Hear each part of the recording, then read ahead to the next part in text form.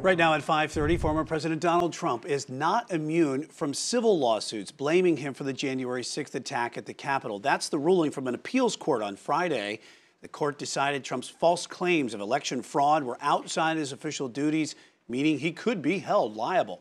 Let's bring in Chief Legal Analyst Khalif Rhodes into this conversation. So first and foremost, what does Friday's ruling mean for the former president here? That all the lawsuits that are out there pending based on anyone that was hurt will be able to go forward. The court made sure to say that they did not weigh in on his guilt or innocence or his culpability or if he could be held liable. They just said that, yes, a lawsuit can go forward. Specifically, the Capitol Police that were injured there, two of them, they said that he's directly responsible for their physical and emotional injuries that they suffered as a result of the Capitol attack. But with this ruling, though, on Friday, it's not done yet as far as going through the court system. This could set up a really historic legal battle over the presidential powers. I mean, remember, he has a number of criminal cases out there, right? So those are already there.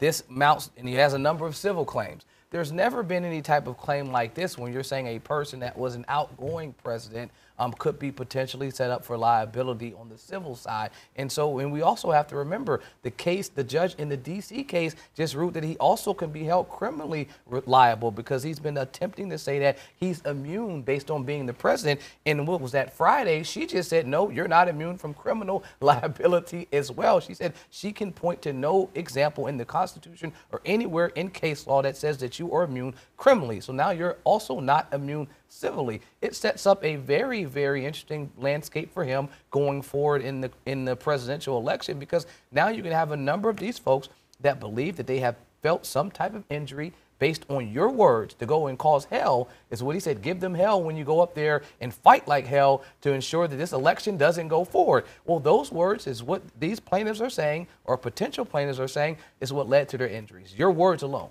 So can we expect even more lawsuits in the coming days and weeks here? There's a number of other elected officials that also plan on filing lawsuits. Some House representatives that were there at the time, 10 lawmakers, including Jerry Nadler and Maxine Waters, are all anticipating and filing some type of claim. And so you just needed the courts to be able to say, yes, you can, because we're in uncharted waters. We've never had a situation like this happen where someone thought about attempting to sue the former president for inciting a riot or leading to some type of future, or I should say past harms. And so, yes, I anticipate a number of claims, just like you can anticipate of other individuals being prosecuted that participated in January 6th. We just had the guy from North Carolina that was recently arrested and has a deal with the Department of Justice right now. You can anticipate more claims coming forward where folks that are injured. There were a number of officers on that date that were injured. Every last one of them now will probably be filing a lawsuit in some very, very short future. Creating even more legal peril for the front runner for the GOP that's happening right now. Chief Legal Analyst Khalif Rhodes, thanks.